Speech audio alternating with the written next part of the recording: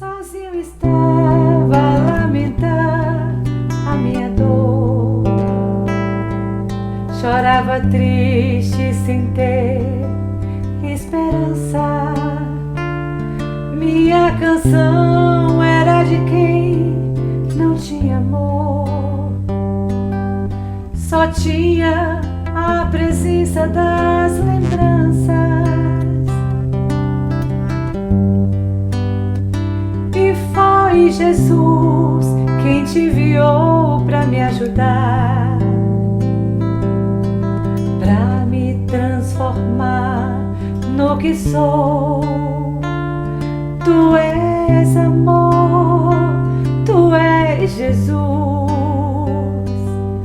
Por isso não me canso de dizer que te amo,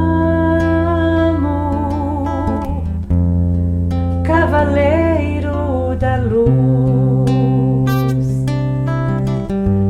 Eu vou lembrar de você onde estiver.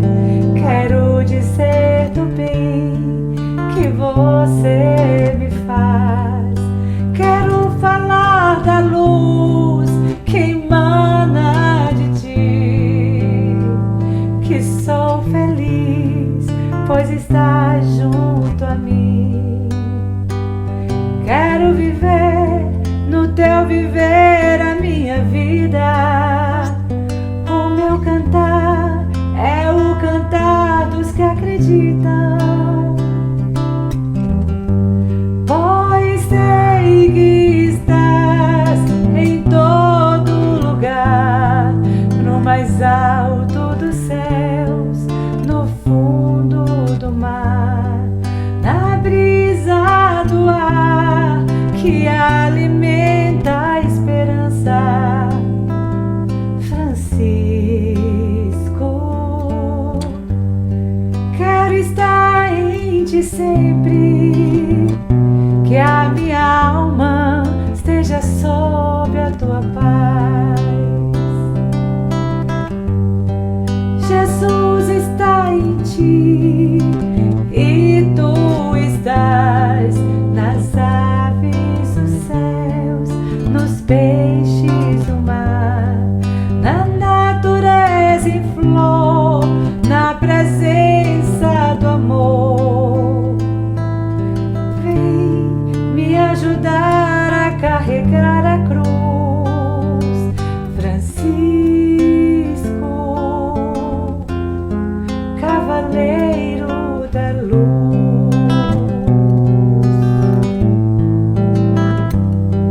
Francisco, Cavaleiro da Luz.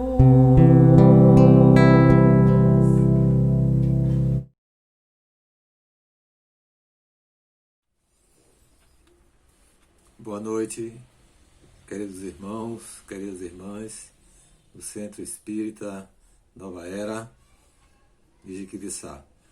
Aqui estamos nesse momento, em nome de Jesus, para falarmos do Evangelho à luz do Espiritismo, e hoje abordaremos um tema vinculado à questão da transformação do homem, aproveitando esse momento de o Natal recém-passado, né? Nós estamos no mês de janeiro, 23 de janeiro hoje, e começando um ano novo, né?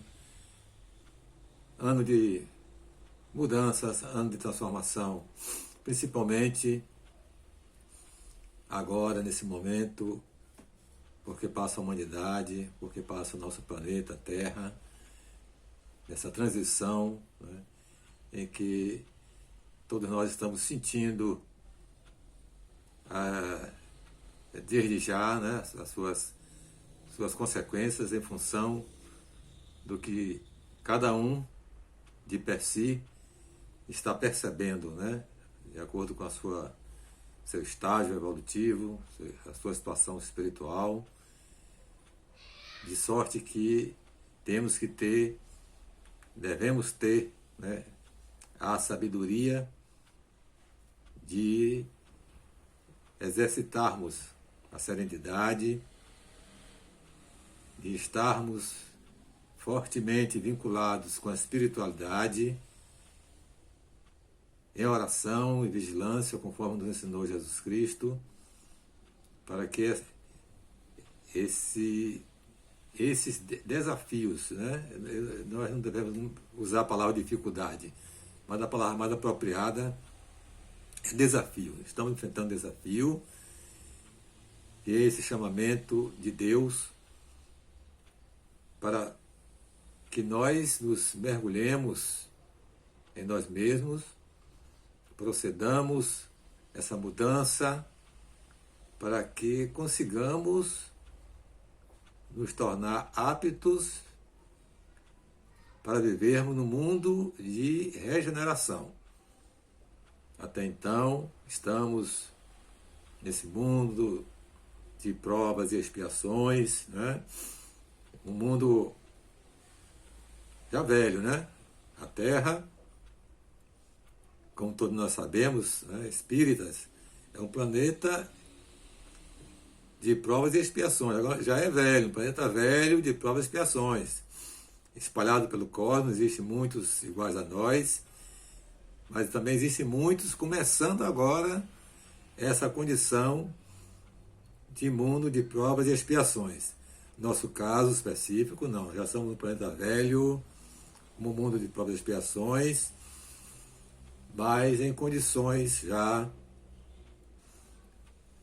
dos seus habitantes a morarem no mundo de regeneração. Para isso, faz-se necessário que nós humanos, nós homens da Terra, procedamos essa transformação que se exige para tanto, né?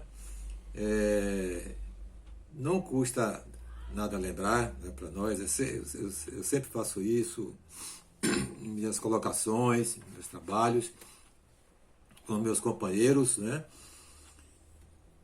Lembrando, né, de que nós somos espíritos, estamos humanos, hoje somos um personagem, já fomos outros personagens no passado, atualmente somos esse, eu sou Edson. Cada um tem o seu papel aqui na Terra, mas estamos personagens, mas somos espíritos em evolução. E é bom que fique claro também que no mundo cristão, né, o livro mais lido, né, o livro sagrado, que é a Bíblia, diz isso também. No livro da Gênese Bíblica, né, no capítulo 1, versículo 26, né, Deus diz o quê? Façamos o homem à nossa imagem e semelhança. Lá na frente, no Evangelho de João, no capítulo 4, né, versículo 24, João diz que Deus é espírito. Então, nós somos espíritos. Então, é dentro dessa realidade que nós temos que viver. Chegamos a um estágio em que nós não se justifica mais o ser humano ter a sua mente tão voltada exclusivamente para os interesses materiais, para os interesses transitórios, ilusórios do mundo. Não tem mais sentido vivermos em função desses dois paradigmas, que é poder e dinheiro. Não tem mais cabimento. Isso é coisa do passado para nós. Precisamos mudar os paradigmas. Nosso paradigma deve ser o primado do espírito, ou seja, dentro desse entendimento, temos que nos pautar pela nossa condição moral. Temos que nos referenciar no amor. Nossa referência é o amor. Nosso paradigma, o amor. Nós temos uma experiência muito interessante de um desdobramento que tivemos, e lá na dimensão espiritual eu tinha passado por uma experiência de passagem de um ente querido, e lá no mundo espiritual me foi mostrado onde ele estava, ou ela estava, melhor dizendo. E o local era um posto de socorro, mas é tipo assim uma enfermaria, né? Muita gente, aquela confusão. E eu falei, né, me lembro disso perfeitamente, eu disse, mas ela não merece estar aqui, ela tinha que estar num lugar melhor. Isso aqui é um lugar doloroso, não é para estar aqui. Ela tinha que estar num lugar melhor. Ela merece um lugar melhor. Aí eu ouvi uma voz, eu tinha, meu íntimo tinha a convicção de que era o meu mentor. E ele me dizia, aqui o mais rico é o que tem mais amor. Então eu achava, pela condição que ela tinha, classe média, né, tinha um bom seguro-saúde, então que merecia estar no local, no hospital de melhor qualidade. Ele me disse, não. Então, nós, quando chegamos na dimensão, né, espiritual, no outro lado da vida, o que é verificado em cada um de nós é o amor que nós temos em nosso coração. Isso me marcou muito, nunca esqueci, tenho isso vivo na minha mente. Então esse é o paradigma nosso, amor para um mundo de regeneração. E eu quero lembrar também aos queridos irmãos e irmãs de que Deus, na sua misericórdia, na sua compaixão por nós, ele não só utilizou o Espiritismo, não só utilizou homens sábios, né, do passado para nos dizer da existência do mundo espiritual, da dinâmica desse mundo, né? E ele utilizou, inclusive, cidadãs de outras denominações religiosas, como nós podemos citar como exemplo um reverendo protestante inglês chamado George Valley Owen, que escreveu um livro, né, falando das cidades espirituais, através da sua genitora, que tinha desencarnado, e apareceu a ele dizendo que queria escrever, dando notícias, né, para a situação onde ela estava, o lugar onde ela estava, como é que ela estava. Ele relutou, porque ele disse para ela que a religião dele proibia a comunicação com os mortos, que ele não ia fazer isso. Ela desapareceu, depois voltou, insistiu até que ele concordou. Ele começou a escrever tudo que ela ditava para ele, né? E posteriormente ela seguiu o seu caminho e chegou um outro irmão, né, que era o mentor dele, né, desse reverendo, desse pastor, né, e continuou a escrita, dando notícias. Então ele fala de cidades espirituais, de congressos, de encontros, de estudos, né, de lazer. Esse livro foi publicado em 1914, né, muito antes da publicação do livro Nosso Lar, né, que fala da cidade Nosso Lar. Posteriormente, uma senhora na Alemanha, né, Eugenia von der Leyen, né, acho que é assim que pronuncia o nome, ela é uma freira católica, né, vivia num convento lá na Alemanha, e ela começou a receber à noite, né, ela estava dormindo, ela acordava assustada, né, quando ela via, ela estava no seu quarto, entidades, né, espirituais pedindo socorro, dizendo para ela que estava no purgatório e pedindo prece, pedindo missa, né? E ela então se dirigiu ao seu confessor, narrando o que estava acontecendo, né? Então o confessor pediu que ela abrisse um diário e anotasse ali, né, todo dia, esses irmãos chegando, pegava os nomes, né, e o que estava acontecendo, sentia. No início ela se assustou muito, porque muitos deles tinham formas animalescas, né, estavam sofrendo muito. Então ela fez esse diário. Depois de algum tempo, alguns anos, o volume, né, justificava se escrever um livro. Ele então, né, o seu confessor, o Padre Sebastião, o nome dele, portuguesado, mesmo na Alemanha era português. Ele mandou que ela fizesse um livro, eles fizeram um livro. E ela colocou o título do livro, Conversando com as Almas do Purgatório. Esse livro foi publicado em 1929. Né? 1929. Uma freira católica escreveu esse livro, e essas entidades que chegavam narravam a situação que eles estavam no mundo espiritual. Né? O purgatório nós sabemos que nós chamamos de umbral, né? E nas regiões umbralinas também existem cidades umbralinas. Não existe só Nosso Lar e outras maiores, né? No umbral também existem cidades, né? Colônias espirituais no umbral, né? Onde prevalece condições até piores do que a nossa aqui, em termos de violência, em termos de abusos, né? Em termos de injustiça, perversidade, né? Tem colônias assim, né? Então, esses irmãos estavam lá e diziam a ela que estava no purgatório, que é um lugar de sofrimento, que era o entendimento deles, era esse. E foram educados nessa direção.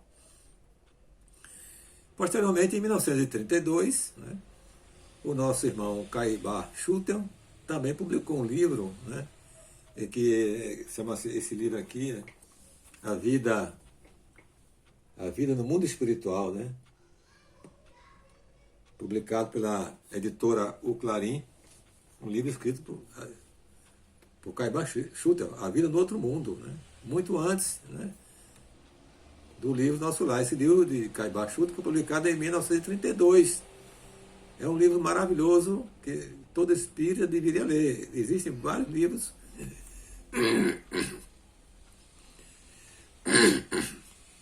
Desculpe, meus irmãos.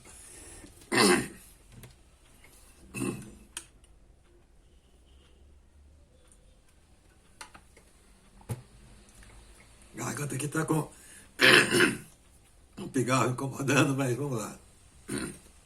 Existem, a literatura é vasta, né? Sobre a vida no outro mundo, mas esse livro de Caibá, ele tem um trabalho muito, muito bem feito, né?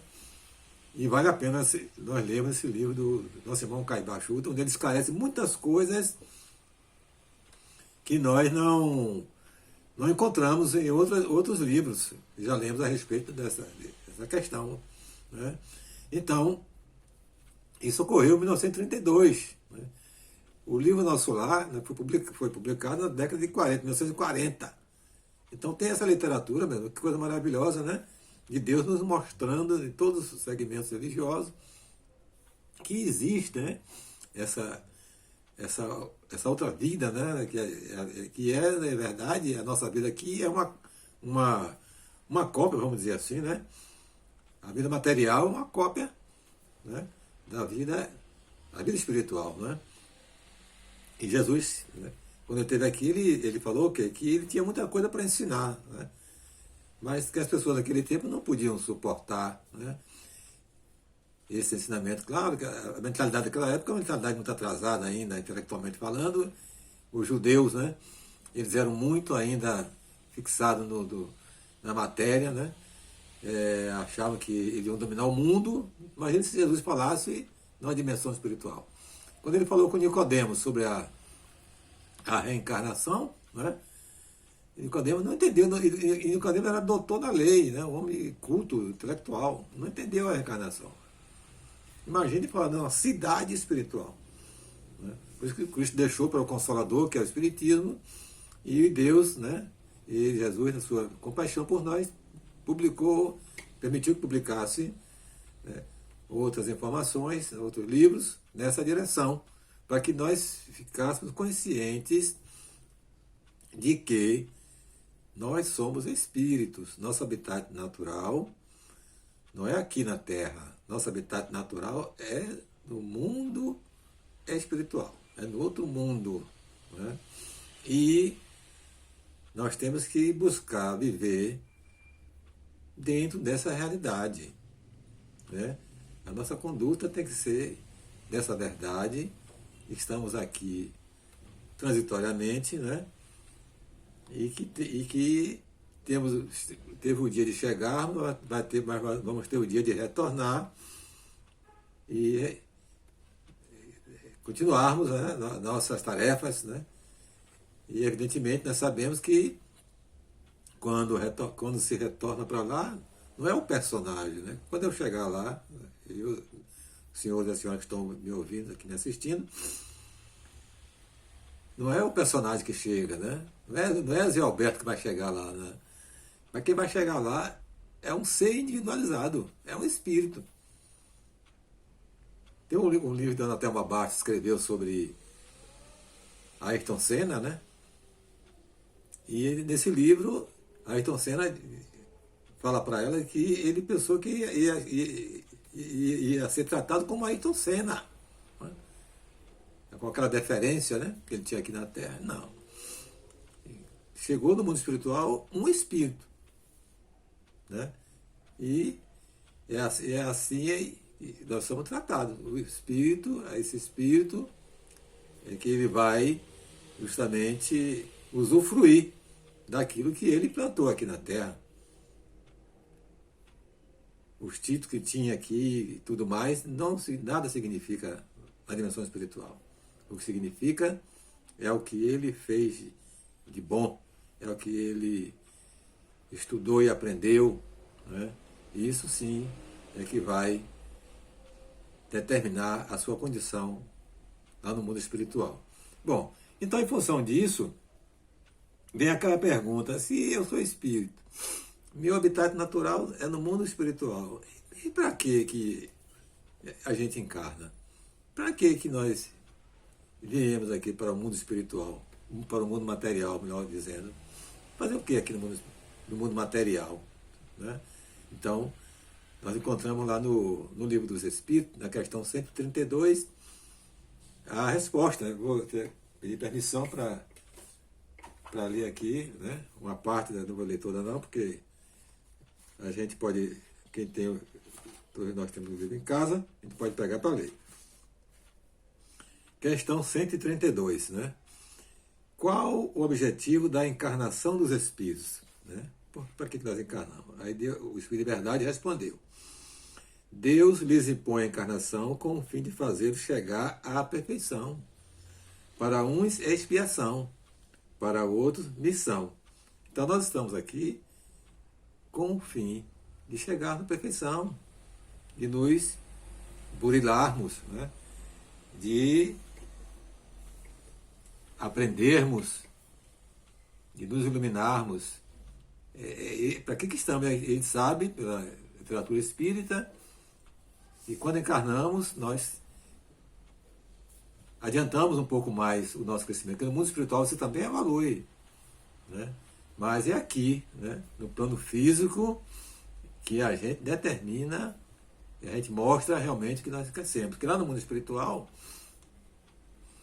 os espíritos se reúnem, se agrupam por afinidade. Os afins se reúnem, né? Aqueles grupos de espíritos afins. E já lá com os espíritos afins, não é tão fácil você mostrar a sua evolução, o seu crescimento. Mas aqui na Terra, sim. Né? Na Terra, aqui, você reencarnando, você vai viver numa dimensão onde há uma mistura grande. Nós convivemos com pessoas do bem, com pessoas voltadas para o mal, com pessoas de bom caráter, pessoas de mau caráter. Aqui, né? É aqui que nós vamos mostrar se nós somos realmente honestos, se nós somos realmente leais, se nós somos realmente sinceros, se nós somos realmente do bem, é aqui que a gente mostra.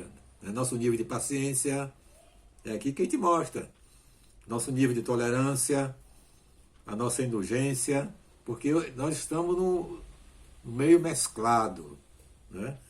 Se todos fossem afins, e tivessem praticamente o mesmo nível, não seria fácil a gente comprovar essa evolução não. Mas aqui não. Então a gente encarna, vem, né, mostrar aqui o que nós chegamos e aí vamos aprender com os nossos equívocos, com a experiência dos outros, né? E isso dá uma impulsão maior no que concerne a nossa evolução, né? A nossa evolução espiritual. Então encarnamos para isso, né? E também, está na pergunta que vocês vão ler em casa aí, ela é mais um pouco extensa, e os Espíritos de Verdade falam que para também contribuirmos com a obra de Deus, né? Ajudando, né, na higienização do planeta, melhorando a qualidade de vida das pessoas, né? A ciência está aí para isso, né? Para estudar, pesquisar, melhorar a nossa qualidade de vida, nos dar uma condição, né, melhor, onde nós possamos dispor, né, de instrumentos na área da medicina, na área da engenharia. Hoje nós vemos aí obras espetaculares, né, ajudando o deslocamento das pessoas, né, essas construções da engenharia moderna, a medicina moderna, com equipamentos maravilhosos. Então, daqui para frente, mais ainda, os espíritos benfeitores falam, inclusive, que no mundo de regeneração, nós vamos ter mais tempo disponível aqui para o lazer, para o passeio, para aprofundar nossos estudos, porque nós vamos ter, né, equipamentos, chamamos de robôs, para fazer os trabalhos grosseiros, né? E nós também estamos observando agora, nesse momento, mudanças, né, de estilos de vida, mudanças de forma de se trabalhar. Hoje muito em voga o home office, né? Home office. E mais tarde vamos comentar um pouco sobre isso, a questão do home office, né? Suas consequências. Então, nós encarnamos com esse objetivo, né? Agora, claro que quando encarnamos, nós vamos viver aqui em grupo, né? O ser humano vive em grupo, nós somos seres gregários, né? E para se viver em grupo, é necessário que haja regra de conduta, né? Se não houver regra de conduta, cada um fizer o que bem entende, não vai chegar a uma conclusão nenhuma. Então, Deus criou as leis morais, né, que regulam a nossa conduta, nosso caminhar aqui na Terra, mostrando como é que nós devemos proceder, né, mostrando para nós o que é certo, o que é errado. E essa, né, é a nossa grande luta. Nós temos que buscar viver de acordo com a vontade de Deus, procurar fazer o certo, observar as 12 leis morais, né? Muito bem colocado, bem explícita, clara, né?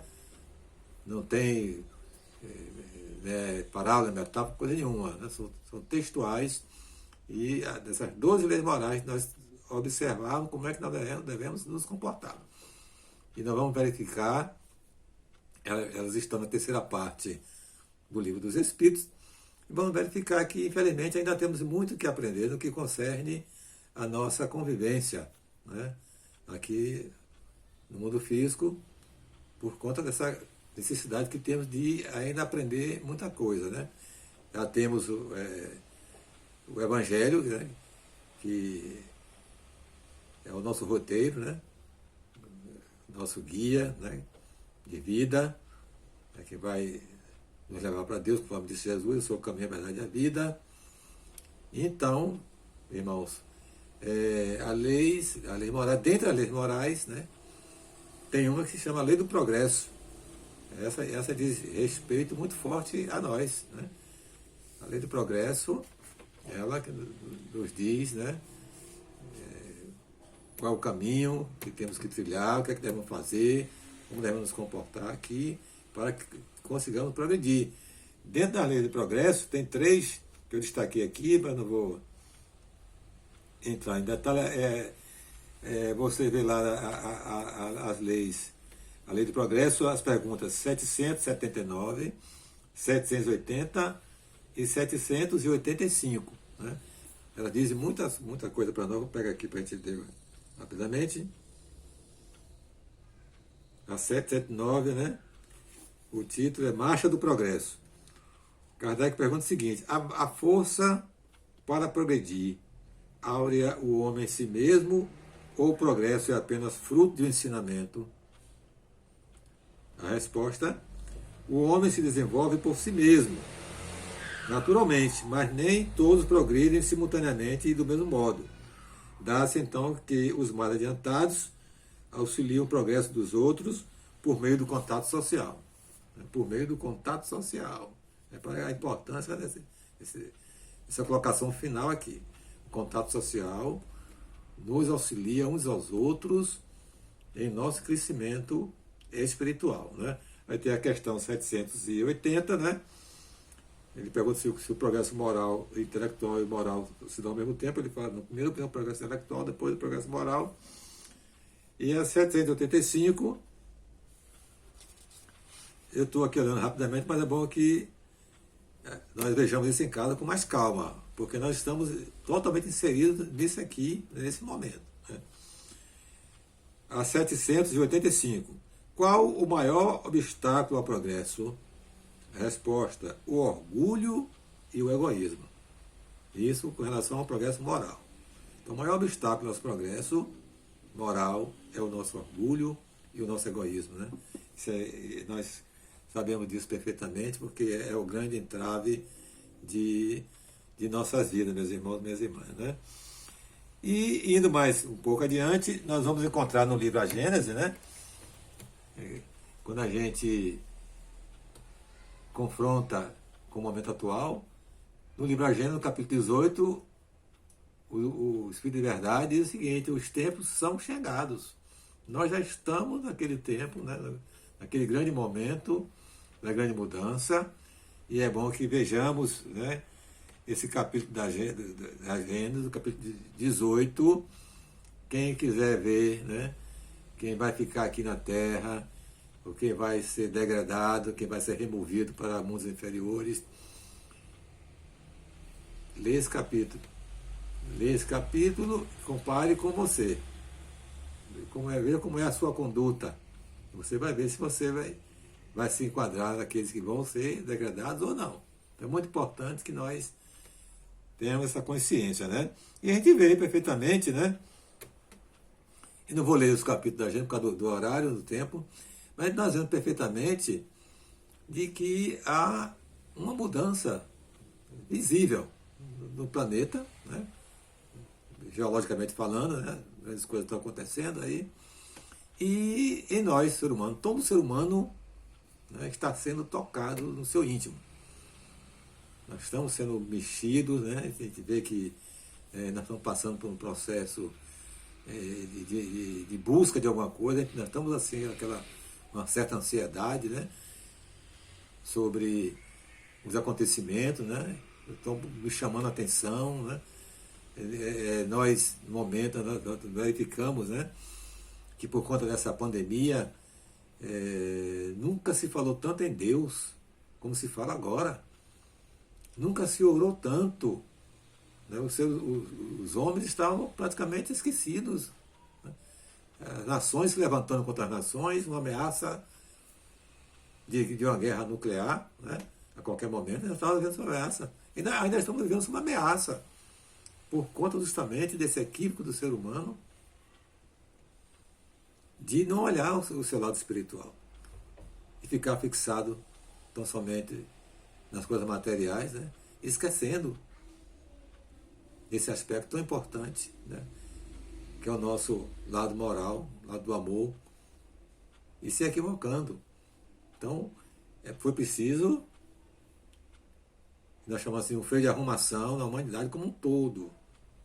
Todo o planeta Terra está sendo mexido. Todo ser humano está sendo convocado a voltar seus olhos para Deus. A voltar seus olhos para o seu interior. Se buscando o autoconhecimento. E nunca, como eu falei, nunca se orou tanto a Deus. Os homens estão de joelhos. Os homens foram colocados de joelhos, literalmente. Deus está mostrando para eles quem realmente comanda tudo aqui no planeta Terra. Nós espíritas estamos conscientes disso. Mas infelizmente nós verificamos ainda muitas atitudes das pessoas, as pessoas ainda totalmente alienadas com relação a essa questão, se entregando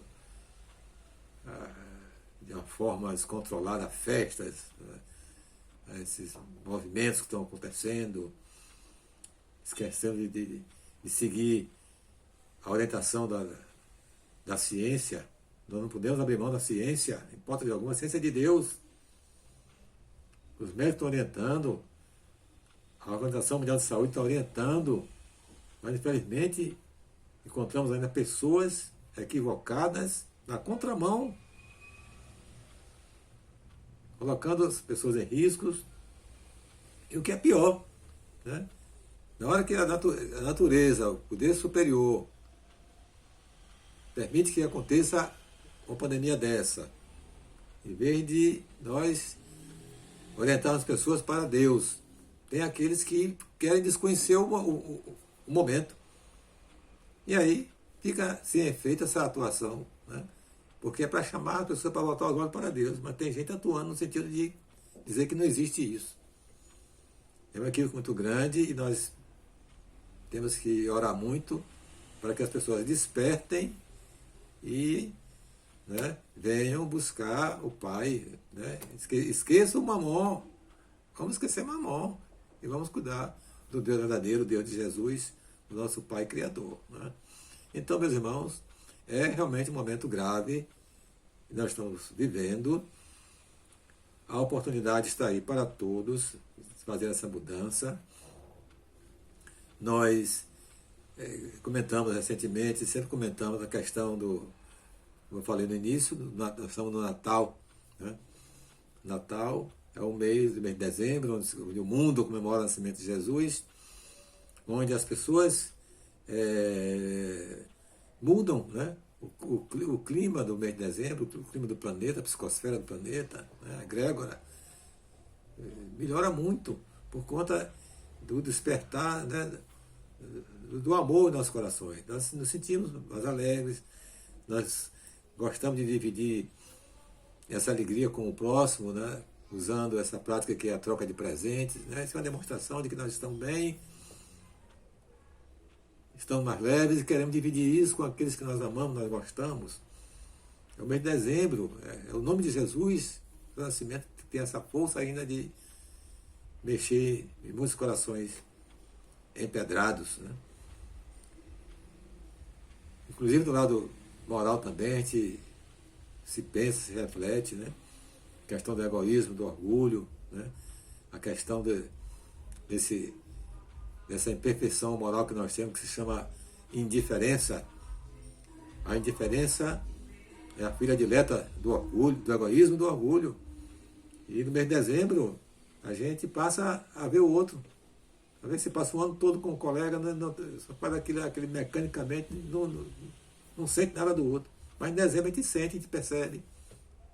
A gente percebe os irmãos na rua, aqueles mais humildes, mais necessitados, né? Pelo clima do Natal. Agora eu pergunto, por que esse clima, nós somos cristãos, né? Por que esse clima do Natal não perdura o ano todo? O que é que impede que esse clima de Natal perdure o ano todo? Porque é só em dezembro. Porque, né? É verdade, Jesus ainda não nasceu dentro de nós. Jesus nasceu, como conta a história aí, como conta as religiões tradicionais, como o mundo conta e comemora, como nos ensina até hoje. Mas, dentro de nós, a maioria, né, Jesus não nasceu ainda. Se ele tivesse nascido dentro de nós, nossa postura, nossa conduta seria outra. Seria essa conduta que nós temos no mês de dezembro. Fraternidade, sempre, solidariedade, perdão, indulgência, compartilhamento com o outro. Seria assim, se Jesus já tivesse nascido dentro de nós, realmente. No livro Em Torno do Mestre, né, o irmão Vinícius, ele fala de que se Jesus realmente tivesse nascido dentro de nós, como nasceu, nasceu dentro de pessoas, personagens que nós conhecemos como Maria Madalena, né? Maria de Madalena, Maria de Magdala. Nós perguntarmos a Maria de Magdala onde e quando Jesus nasceu, ela vai dizer, ele nasceu em Betânia, né? Quando eu vi aquela voz santa, cheia de santidade, cheia de pureza, né? Maria Magdala, sabemos quem foi, né? Uma mulher de vida independente. Muitos dizem que ela era prostituta. Ela era uma mulher que tinha dinheiro, uma mulher bonita, né? Os homens ficavam encantados com ela, se ajoelhavam aos seus pés. Os poderosos da época viam, ficavam atrás dela, e ela era muito inteligente e aproveitou, né? E ficou uma mulher rica. E ela era livre, ela fazia o que ela queria. Por isso não deram o nome de prostituta e lá vai, né? Naquele tempo as mulheres não conversavam com os homens na rua. Muito menos um homem tocar na mulher na rua. De jeito nenhum. Maria de Magdala fazia isso. Ela conversava com os homens na rua, tocava, fugiu completamente da cultura daquela época. Daí vem logo, né, o carimbar, a prostituta, né? Mas ela tornou-se uma mulher rica, né? Mas ela era infeliz. Tinha de tudo materialmente falando, como tem no mundo de hoje. Tem muita gente que tem dinheiro, né? Muito, propriedade, mas havia uma fortuna. Mas são pessoas infelizes. São pessoas que têm um vazio, né? Que não conseguem explicação para eles. Então, por quê? O lado espiritual não está satisfeito. Então, Maria de Magdala, quando teve esse contato com Jesus, se transformou na mesma hora. Passou a ser uma outra mulher. Foi o que ela fez. Voltou à sua cidade, libertou todos os seus escravos, suas escravas, deu uma boa parte de sua fortuna para eles, ajudou os pobres, largou tudo e foi seguir Jesus. Então, essa irmã, Jesus nasceu dentro dela. Ela se transformou, realmente. Paulo de Tarso também. Quando ia para Damasco, quando ele viu Jesus, Paulo de Tarso, um homem poderoso como ele era, né? Literalmente caiu do cavalo. Na mesma hora, a vida para ele foi outra, passou a ser outra. Ele mudou. Então Jesus nasceu em Paulo de Tarso naquele lugar e naquela hora. Pedro também, Pedro diz, né? Jesus nasceu para ele aonde? Ele disse no jardim do palácio de Caifás, quando o galo cantou pela terceira vez. Foi ali que ele despertou, né? A consciência dele acordou, ele disse, vixe, a vida não é como eu pensava. A partir daquele momento que Pedro foi entender Jesus, aí passou a ser um outro homem. Assim somos nós todos. Nós precisamos deixar que Jesus nasça dentro de nós, se ainda não nasceu, gente. Se você percebe, né, que Jesus não nasceu ainda dentro de você, vamos abrir espaço para isso, deixar que ele nasça. E aí nós temos que ter uma outra conduta de vida, né? Nós, espírito, quando a pessoa conhece e entende o espiritismo, ela se transforma. Não conheço ninguém que tenha conhecido e entendido o espiritismo que não tenha se transformado para melhor. Porque só conhecer o espiritismo não basta. Você não vai se mudar, deixar seus maus hábitos, sua postura mental, sua conduta no dia a dia, porque conheceu o espiritismo. Você conhece, mas não lhe toca, porque você não entendeu. Mas quando você conhece e entende, você se transforma. Recentemente eu assisti uma palestra de nosso irmão Raul Teixeira, onde ele comentava sobre essa questão, né, da lucidez espírita. muitos espíritas velhos, né? Ele falou de 20, 30, 40 anos de espiritismo, mas não tem lucidez espírita. E se não tem lucidez espírita, Jesus não nasceu dentro dessa pessoa ainda. Ele citou um exemplo. Vou dar um exemplo aqui de uma pessoa que foi quem me recebeu no centro pela primeira vez. Ele fala, ele chegou no centro pela primeira vez, foi recebido por uma irmã, né, com todo carinho, com todo afeto, né, aquela deferência, e ele ficou muito feliz por isso, né? Continuou, hoje é grande espírita, né? Aí ele fala que ele estava no centro certo dia, e de repente entra essa irmã, já uma certa idade já, né, depois, sendo segura por duas outras companheiras, que eram até médicas, por sinal, uma delas era médica, ele fala, né? E essa pessoa, essa irmã, estava desesperada, chorando, meu Deus, aquele desespero. Aí chama Raul, aí foram chamar Raul, a Raul chegou e disse, meu irmão, o que foi que houve nesse desespero? Oh, Raul, eu estou acabado, meu irmão, o que foi que houve? Meu marido fulano desencarnou. Aí ele falou, mas você não é espírita? Sim. E desencarnar, morrer, acabou, ele não foi para a dimensão espiritual, não continua vivo, você não sabe, você não ensina isso. Você não ensina isso, você não prega isso. E por que está nesse desespero? Não foi uma coisa normal que aconteceu, ele não está vivo, ou tal não está vivo. Quantos anos ele tinha? Raul, ele ia fazer aniversário amanhã, Raul. Quantos anos ele tinha, minha irmã? Ele tinha 102 anos. Oh, minha filha, pelo amor de Deus. Já estava passada a hora dele voltar para lá. E como é que tu está chorando ainda? Aí eu disse, meu Deus, cadê a lucidez espírita? Cadê a lucidez espírita? Assim, meus irmãos, acontece com muitos de nós. Em muitas casas espíritas falta lucidez espírita. Nós vemos centros espíritas por aí, com grupos, centro que tem 2, 3 grupos, grupo de fulano, grupo de Beltrano, grupo de Ciclano, imagina. E os grupos se digladiam lá dentro, brigam lá, tem atritos. E Jesus diz assim, meus discípulos serão reconhecidos por muitos se amarem.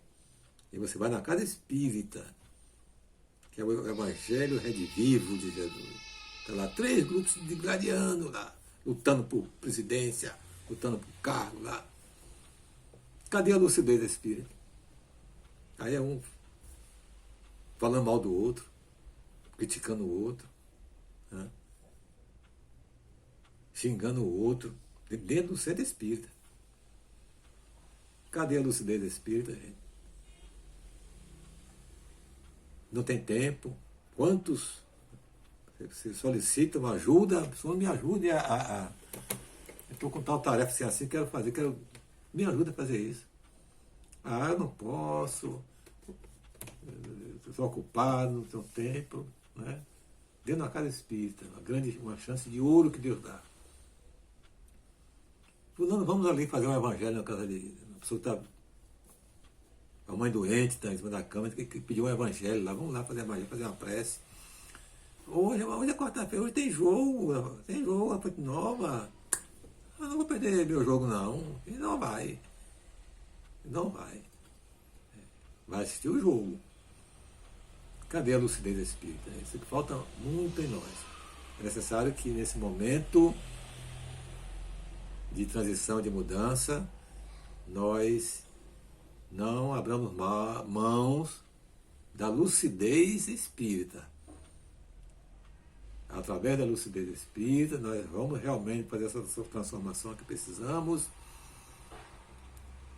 Vamos realmente ser mais humanos, né? Ontem, essa é uma palestra de uma senhora, onde vai chamar a atenção da gente, eu até anotei aqui para passar para vocês, né?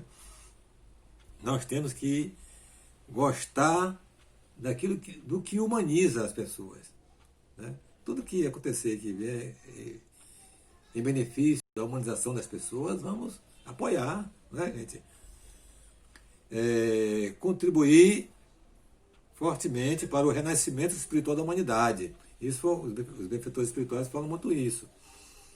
A humanidade precisa renascer espiritualmente. Como eu falei no início, o paradigma é dinheiro e poder.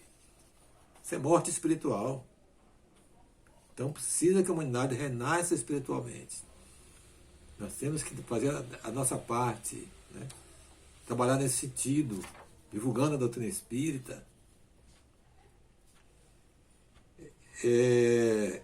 A gente listou aqui um exemplo de nós, né? Nós moramos às vezes num prédio, né? Quem mora em prédio, né? Grande cidade, Salvador, às vezes nós entramos e saímos, né, dos prédios, das pessoas. E muito mal nós damos um bom dia, né, uma boa tarde, uma boa noite aos porteiros. Quem tem porteiro ainda, né? Nós não temos um olhar para esse irmão, essa irmã da limpeza, um olhar humano. Não temos, né? Infelizmente, a indiferença prevalece em muitas pessoas. Nós espíritas não devemos agir assim. Nós temos que ter essa condição humana junto a esses irmãos. Perguntar de falando como você está, sua família, os filhos, sua esposa, posso te ajudar em alguma coisa? Isso é humanizar. Isso é humanizar. A gente também, muitos espíritos não têm tempo para isso. O que estamos fazendo, né, pelo bem-estar de todos no prédio em que moramos. Se você só cuida do seu prédio, do seu apartamento, né, você está fazendo bem para você e o bem. O bem só é bem quando é para mim e para os outros. Sabe disso, né? Só é bom quando é bom para mim e para os outros. Se é bom só para mim, então não foi um bem, foi um mal. No prédio que você mora, nós moramos, o que é que nós fazemos nesse prédio? Pelo bem de todos, pelo bem comum. Né? Será que nós lembramos de vez em quando colocar umas mensagens espíritas lá no balcão? Alguém pode estar desesperado e pegar uma mensagem daquela e se salvar. A gente sabe disso. Nosso irmão Alamar Regis, quando estava aqui, ele contou uns casos nesse sentido. Salvar a gente, dando jornal. As pessoas aqui iam se suicidar. Ele leu aquele artigo e desistiu. Depois entrou em contato com ele, dizendo: você salvou a minha vida, que eu ia fazer isso, isso e isso. Aquele artigo que você me deu me conscientizou, eu desisti. Uma mensagem da portaria, deixa lá. Esqueça um livro lá nas mesas, né? Lá do playground, deixa lá um livro. Alguém aquela pessoa que está precisando vai chegar naquela hora, vai pegar esse livro. É o bem de todos, o bem do prédio. Estamos fazendo isso? Na rua, quem mora em casa.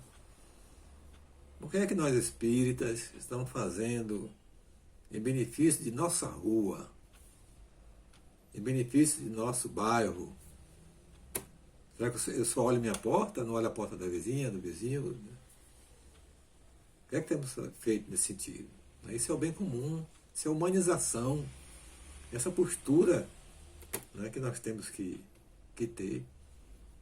Vai andando na rua, tá alguém desavisado, jogou uma casca de banana, está lá no passeio aquela casca de banana. Se abaixe, meu irmão, pegue e bote no cesto de lixo. Não deixe ali não. Deixa ali não. Você está talvez salvando até a vida de um idoso. Então, essas coisas pequenininhas que quem tem lucidez espírita pratica. Então, nós temos que olhar esse lado nosso. Temos que proceder, se nós estamos assim nos comportando, temos que fazer essa mudança interior. Esquecer essa vergonha, né? Vou me abaixar na rua, tente assim. Vou me abaixar na rua, eu tenho vergonha. Não, esquece isso. Então, meus irmãos, Jesus também chama a atenção para nós, lá na Evangelho de Mateus, né? Ele fala assim: se teus olhos forem bons, Teu corpo será luminoso. Vamos olhar as coisas boas da vida, porque tem muito mais coisas boas do que coisas ruins. Vamos olhar e valorizar as coisas boas da vida, porque essa é a nossa contribuição para o planeta. Para o planeta. E que eu desejo a todos os irmãos, todas as irmãs, um ano novo, desculpe, de mudança, de transformação, não é? Vamos fazer a nossa parte, né? Essa questão do home office, a mudança que vem aí, tem que ter cuidado. Nós necessitamos do aperto de mão, nós necessitamos do abraço, nós necessitamos da energia uns dos outros. Essa mudança do home office aí tem uma tendência, tem que ter cuidado, que vai isolar as pessoas. Nós que vamos trabalhar, quando a gente chega no trabalho, encontramos uma pessoa, um colega, às vezes nós estamos com um problema, a gente chega para ele e conversa, eu estou com esse problema assim, assim, assim e tal. Aí ele pode dizer, não, faça isso que dá certo. Né? Mas com home office não vai ter isso. Você vai estar em sua casa isolado. Você não vai ter oportunidade de exercitar a paciência com o colega, não vai ter oportunidade de exercitar a tolerância. Então a gente tem que ver isso aí, estudar como fazer, para que nós não percamos esse contato. Nós somos seres gregários. Vivemos em grupo. O ser humano não vive isolado. Então tem que, nossos pensadores, nós que somos religiosos, pensemos também como contornar essa questão, né, da convivência.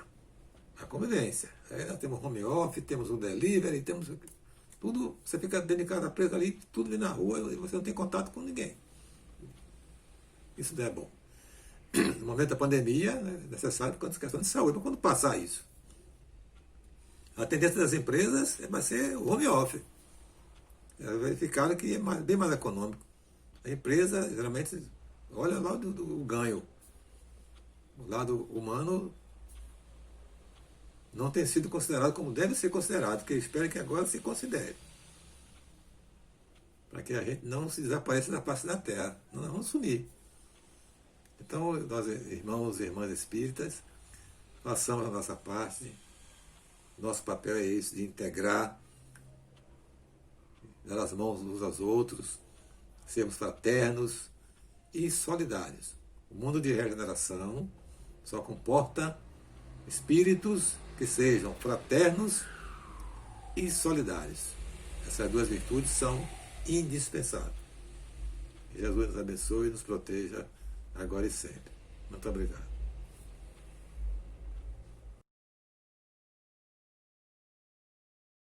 Senhor, fazei-me instrumento de vossa paz. Onde houver ódio, que eu leve o amor. Onde houver ofensa, que eu leve o perdão. Onde houver discórdia, que eu leve a união. Onde houver dúvidas, que eu leve a fé. Onde houver erro, que eu leve a verdade. Onde houver desespero, que eu leve a esperança. Onde houver tristeza, que eu leve a alegria. Onde houver trevas, que eu leve a luz.